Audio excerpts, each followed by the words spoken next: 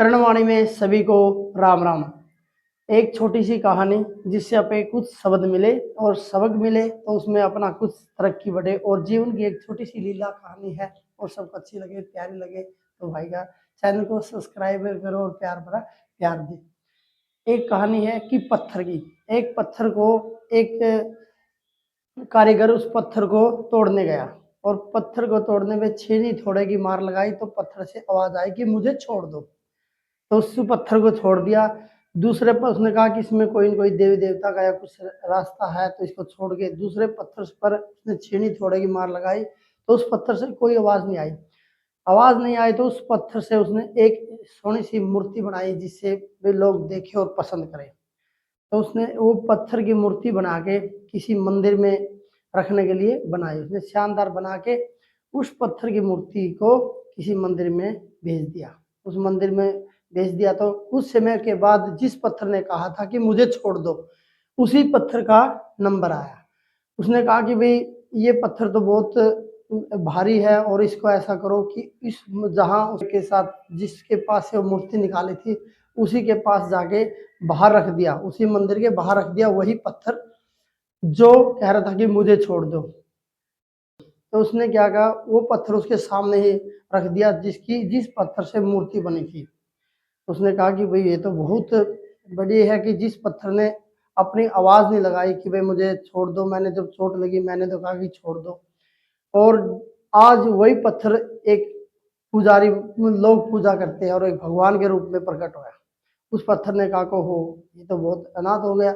अगर जिस टाइम इस पत्थर पे छीनी गई जब ये मार सह लेता तब देखो इसकी कितनी सुंदरता है, कितनी साफ सफाई रखते हैं। और उसने कहा कि चलो कोई नहीं, जब मैं इसके सामने बैठा हूँ कुछ न कुछ तो मेरे को मिलेगा। तो उसमें सोचा कि उस पत्थर पे क्या करा कि उस लोगों ने कहा कि ये पत्थर बहुत भारी है और इस पत्थर के पास ऐसा करो कि तुम इसके ऊपर नारियल फोड़े लो। उसने सोचा कि हाँ भाई मूर्ति के सामने खड़ा हो गया और मूर्ति के सामने वो पत्थर था। जो भी आए जो भगत आए वही उसी पर पत्थर पे नारियल फोड़े और उसके मंदिर में उसी उसी मूर्ति पे चढ़ा दी। जो मूर्ति उसी पत्थर से बनी थी। जो आए नारियल फोड़े उसी मंदिर से।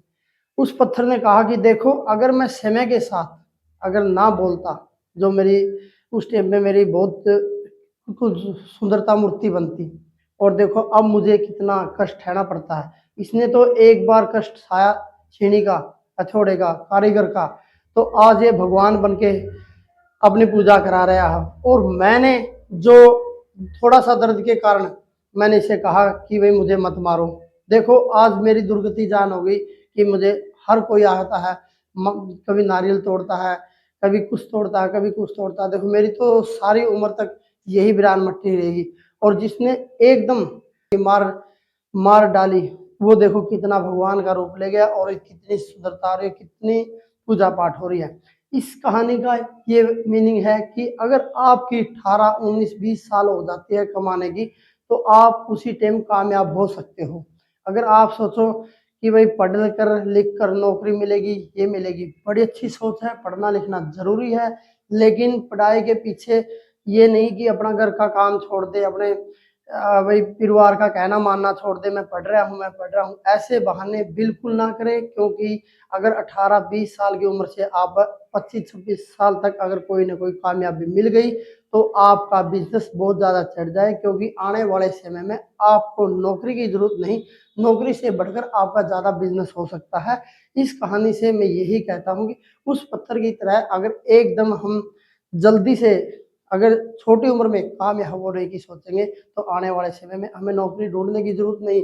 हमें ज़्यादा पढ़ लिख कर, देखो पढ़ना लिखना जरूरी है लेकिन फिर भी अगर कई बार ऐसे नसीब हो जाते हैं अपने पढ़ने लिखने के बाद भी अपने को नौकरी नहीं पाती, इसलिए फिर उम्र हो जाती है 30-35 साल की उम्र, ना कहीं वहाँ के रहते ना कहीं वहाँ के रहते और पूरी उम्र मेहनत मजदूरी करते हैं और सिर्फ पेट का ही खर्चा चलाते हैं।